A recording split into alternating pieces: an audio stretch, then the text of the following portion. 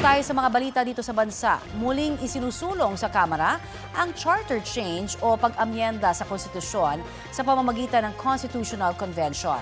Sa CONCON, pagbobotohan po ang mga delegadong mag-aamyenda sa konstitusyon.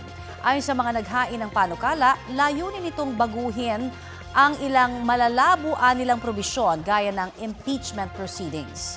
Balitang hatid ni Tina Panganiban Perez. Muli na namang nabuhay ang usapin ng Chacha o charter change sa inihaing panukala ni House Deputy Speaker Ronaldo Puno at iba pang kongresista. Sa panukala, CONCON o Constitutional Convention ang isinusulong nilang paraan ng pag-amyenda ng konstitusyon.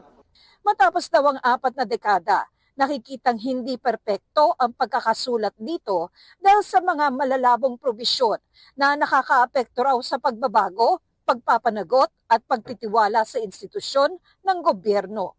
Partikular na tinukoy ang probisyon kaugnay ng impeachment proceedings at ang kontrobersyal na katagang shall forthwith proceed na naging magkakaiba ang interpretasyon at naging dahilan ng mainit na debate. Tinukoy rin ang mga malalabong probisyon kung ang Kongreso ay kikilos bilang isang joint body o bilang magkahiwalay na kapulungan. Sabi pa sa panukala, ang isang konstitusyon na walang textual precision ay hindi maaasahang gabay para sa pagkilos ng gobyerno at maaari pang mamanipula.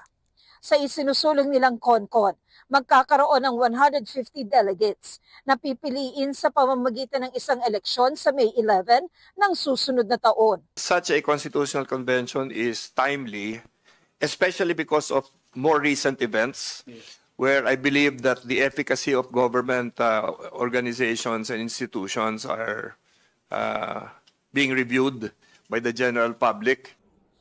May iba pang hiwalay na panukala para sa CONCON na inihain na sa Kamara, kasama ang para sa pagpapababa sa minimum age requirement ng mga gustong tumakbong presidente, vice-presidente at senador. This is a part of our principle of inclusivity. We don't see any reason why age should be a restriction for anybody to be part of nation building. And we realize, Mr. Chair, that the youth is, their idealism and their patriotism can also be used as a way to, help the government.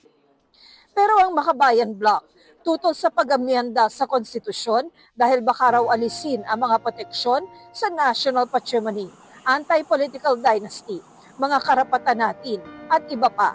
Kaduda-duda rin daw ang timing. Papalapit na ang 2028. So again, lalong lalakas ang hinala ng ng taong bayan na muli na namang itutulak ng Kongreso ang usapin ng pagbabago ng term limits or term extension. Dahil may mga panukalang batas para sa charter change na hindi pa naire-refer sa komite, nagtakda ng susunod na pulong sa December 3. Tina Panganiban Perez, nagbabalita para sa GMA Integrated News.